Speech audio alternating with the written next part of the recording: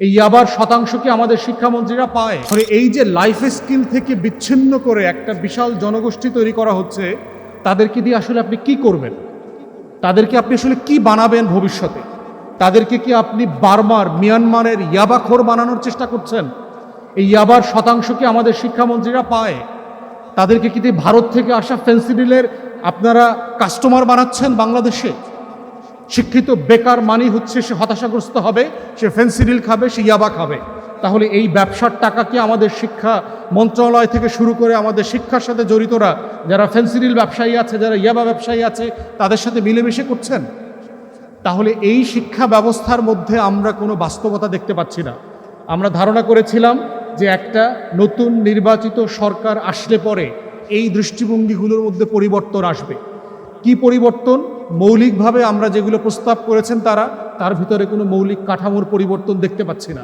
শুধুমাত্র প্রতিষ্ঠান বাড়াও, টাকা বাড়াও, বেতন বাড়াও, নতুন বিল্ডিং করো, ভবন করো, কিন্তু এর মধ্য দিয়ে এই তরুণীরা আসলে আগামী দিনে কি হয়ে উঠবে, কিভাবে তাদের ভবিষ্যৎ কেরিয়ার গড়বে, তার কোনো স্বপ্ন নাই।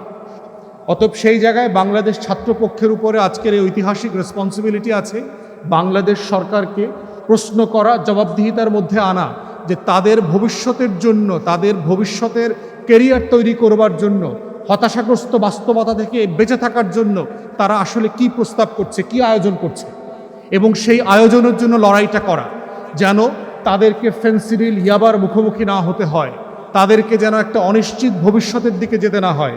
প্রথম মাস্টার্সের পরে আবার দ্বিতীয় মাস্টার্স পরে বাংলাদেশের ছেলেমেয়েরা একটা মাস্টার্সের পরে আবার দ্বিতীয় অনার্স করবার প্ল্যান করে, প্যারালালি দুইটা অনার্স কোর্স করতেছে, প্যারালালি লেখাপড়া শেষ করে আবার ট্রেনিং কোর্স করতেছে, আবার এমপ্লয়মেন্ট কাজ শেখার জন্য যুব যে মন্ত্রণালয় আছে সেখানকার ট্রেনিং কোর্সগুলো করতেছে।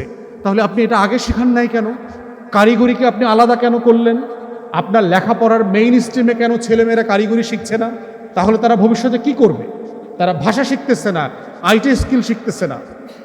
অতএব এই কাঠামোগত শিক্ষার যে সংগ্রাম এবং লড়াই, সেইখানে আমরা বোধ করছি যারা আজকে শিক্ষার্থীরা আছেন তাদেরকে সিরিয়াসলি এটা মাথায় নিতে হবে। কারণ দিন শেষে এইটা তোমাদের লড়াই। রাষ্ট্রর কাছ থেকে তোমাদের হিস্সা যদি তোমরা বুঝে নিতে না পারো, এই রাষ্ট্র তোমাদেরকে হিস্সা দেবে না, এবং দেবে না যে সেটা বারবার প্রমাণিত হচ্ছে। এই জন্য এই সোনার বাংলায় বদিরা এমপি হয়, বড় বড় টাউট বাটপাররা মন্ত্রী হয়, ক্লাউন হয়। বাংলাদেশে ইউনিয়ন মন্ত্রীরা লিখে নিয়ে যাচ্ছে তাদের ছেলেদের নামে। কিরকম সোনার বাংলা তোমরা দেখছো না? ছেলের নামে। অতএব আগামী দিনে তোমরা যাদের বিয়ে শাদী করবা, কারা কোন বর্ডারে থাকতেছো তাদের পোলাপানের নাম ঠিক করে রাখবা এখন থেকে। কে কোন নদীর পারে থাকো, কে কোন জেলায় থাকো, কে কোন জেলার কোন সীমান্তে থাকো, সেইটা মাথায় রেখে পোলাপানের নাম ঠিক করবা। ক্ষমতা নিয়েই এলাকার জেলার নাম বদলায় দিবা, উপজেলার নাম বদলায় দিবা, ইউনিয়নের নদীর নাম, মাছের নাম, হাড়ি পাতিল সব কিছুর নাম বদলায় দিবা, গাছের নাম বদলায় দিবা। বাংলাদেশের রাস্তাঘাট যা কিছু আছে, ফল টল সব বাংলাদেশের সব কিছুর নাম বদলায়া বিএনপি সরকারের এমপি মন্ত্রীদের নামে করার জন্য দাবি করছি আজকের এই প্রোগ্রাম থেকে আমরা। কারণ রাষ্ট্র নিয়ে তাদের মাথা ব্যথা নাই, তারা ইউনিয়ন ছেলের নামে দিয়ে দিতেছে, এলাকার নাম ছেলের বাপের নামে দিতেছে। তার কিন্তু একটা বউ আছে, মেয়ে আছে। আমরা দাবি করতেছি মাননীয় মন্ত্রীর বউর নামে জেলার নাম করা হোক, মেয়ের নামে আর একটা উপজেলার নাম করা হোক। এই উপজেলার নাম, জেলার নাম আমরা মানি না। এই হচ্ছে সোনার বাংলা, আমার বাপের দেশ। এই বাপের দেশ করতে গিয়া কিন্তু আওয়ামী লীগের শেখ হাসিনার পতন হয়েছে। মাননীয় মন্ত্রী মাথায় রাখেন, লাখো শহীদের রক্তে কেনা দেশটা কারো বাপের না। এটাই হলো ২৪-এর স্লোগান। দেশটা বাপের বানানোর চেষ্টা করবেন না, দেশটা যাদের তাদের হাতে দেশটা বুঝিয়ে দেন। এই একই মন্ত্রীর ছেলে বিনা ভোটে বিএনপির বাবার দোয়া ক্রিকেট বোর্ডের সদস্য পর্যন্ত পরিচালক হয়েছে, ২৪ ঘন্টা পরে আবার রিজাইন করছে। সে বুঝতে পারছে এত কাজ দায়িত্ব পালন করে বাবার ব্যবসা দেখা যাবে না। অতএব এই যে নেপোকিসদের হাতে, সোনার বাংলার এই বনেদি পরিবারের হাতে, ছেলেমেয়েদের হাতে বাংলাদেশ বিক্রি করে দিচ্ছে। আর তোমরা যদি সেই রাষ্ট্রের হিস্সা বুঝে না নাও, সেই বাংলাদেশ তোমাদের হবে না। অতএব ২৪-এর গণ অভ্যুত্থানের যে লড়াই ছিল, এই বাংলাদেশটা আমার, এই বাংলাদেশটা আমাদের, এই বাংলাদেশটা আমাদের সবার। কোনো ব্যক্তি, পরিবার, কোনো দলের কাছে এই রাষ্ট্র বেচে দেওয়া হয় নাই।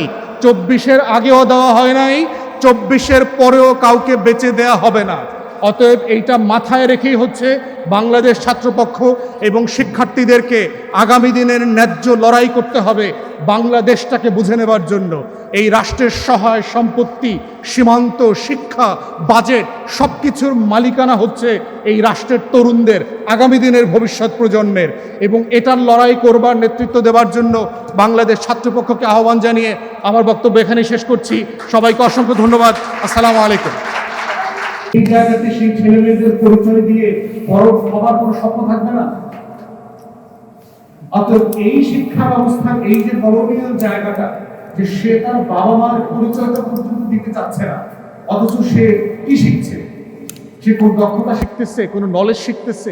তাদেরকে আমি যখন জিজ্ঞেস করলাম ছেলেরা কোনো কাজ জানে কিনা, গ্রামে থাকে, প্রত্যন্ত অঞ্চলে থাকে, কৃষিকাজ জানে না, মাছ ধরতে পারে না, সুপারি গাছে উঠতে পারে না, তাল গাছে উঠতে পারে না।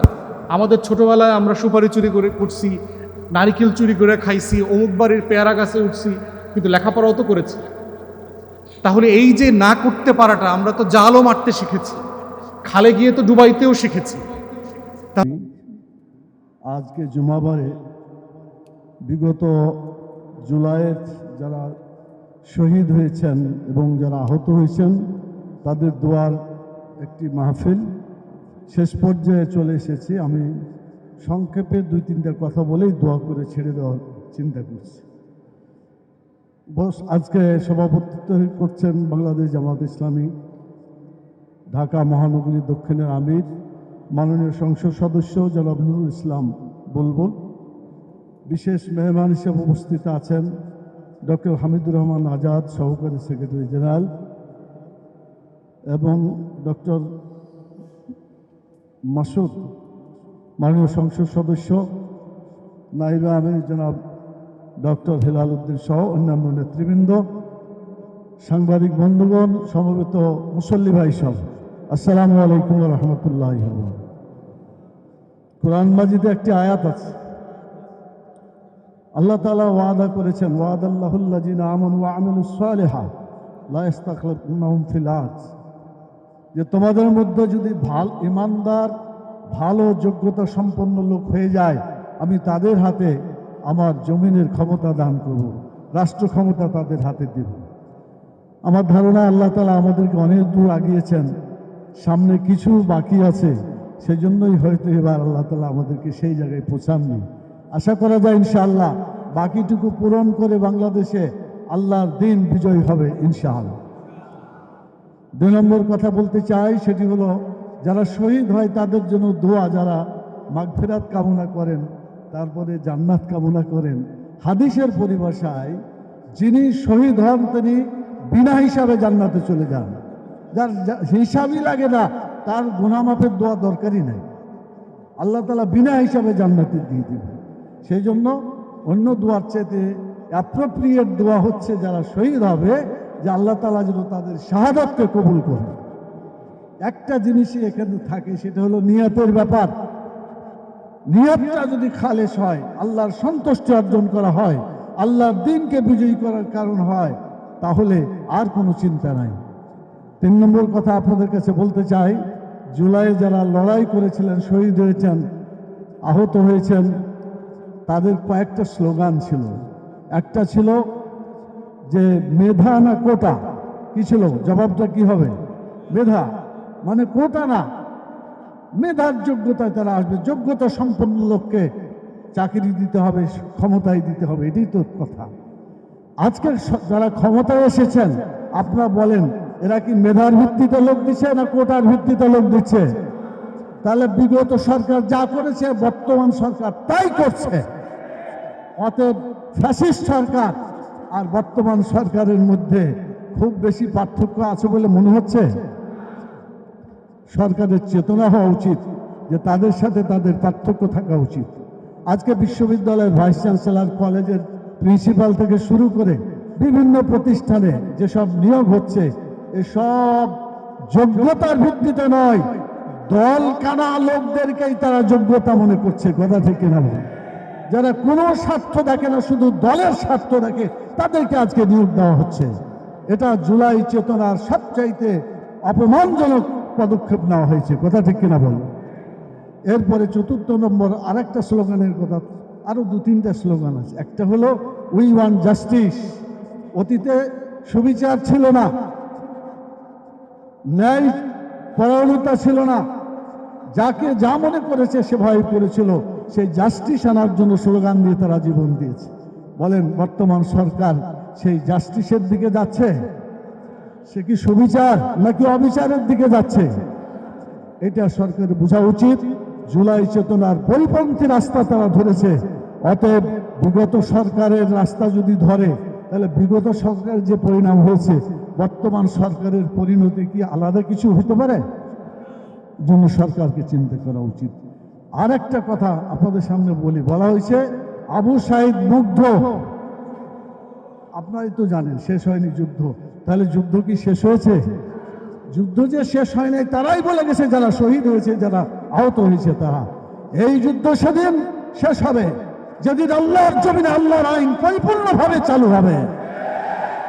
আল্লাহর বিধান চালু না হলে দেশে ইনসাফ কায়েম হতে পারে না। সেই জন্য কোরআন মাজিদের যে আয়াতটি মনে আছে আপনাদের, আল্লাহ বলেছেন তোমাদের হাতে যদি আমি ক্ষমতা দেই তাহলে তোমরা সালাত কায়েম করে মানুষের চরিত্র ভালো করে দিবে, বলেছেন। যাকাত চালু করে মানুষের খাওয়া পড়ার ব্যবস্থা করবে, ক্ষুধা দারিদ্র বেকারত্ব দূর করতে হবে, ভালো কাজ চালু করে মানুষকে সুখে শান্তিতে রাখতে হবে, খারাপ কাজ বন্ধ করে মানুষকে অশান্তি থেকে রক্ষা করতে হবে। কে বলেছেন কথা? যদি বলেন কে বলেছেন?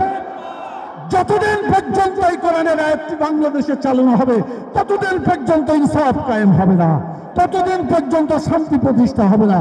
আপনারা কি রাজি আছেন এই শান্তি প্রতিষ্ঠার জন্য?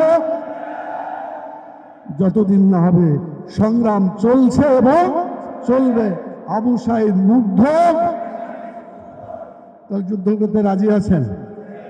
ওরা জীবন দিয়ে চলে গেছে। আর যারা আহত আছে সবার জন্য দোয়া করবেন তো ইনশাআল্লাহ? দোয়া তো করছেনই, খালি দোয়া করলে হবে না। তারা যে চেতনা নিয়ে, যে উদ্দেশ্য নিয়ে জীবন দিয়েছে, আহত হয়েছে, আমরাও সেই চেতনা লালন পালন করেই আল্লাহর সন্তুষ্টি অর্জনের জন্য আর একটা জুলাই, আর একটা সংগ্রাম আমাদের করতে হবে। আপনারা কি সংগ্রাম করতে রাজি আছেন, নাকি শুধু দোয়া করেই ছেড়ে দিবেন? দোয়ার সাথে সাথে দাওয়া একসাথে চললেই বিপ্লব হবে ইনশাআল্লাহ।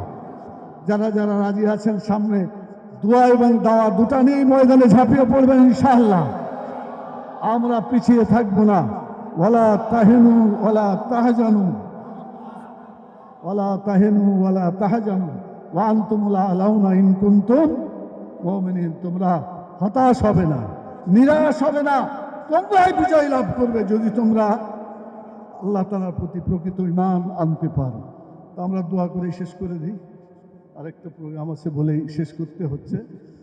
তো সবাই সূরা কি দোয়া বসে সবাই দরুদ শরীফ পড়েন। আল্লাহুম্মা সাল্লি আলা ইব্রাহিম বারিক আলা মুহাম্মদ আলা ইব্রাহিম ওয়া আলা আলি ইব্রাহিম। আল্লাহুম্মা আমিন। রব্বানা আতিনা ফিদ দুনিয়া হাসানাহ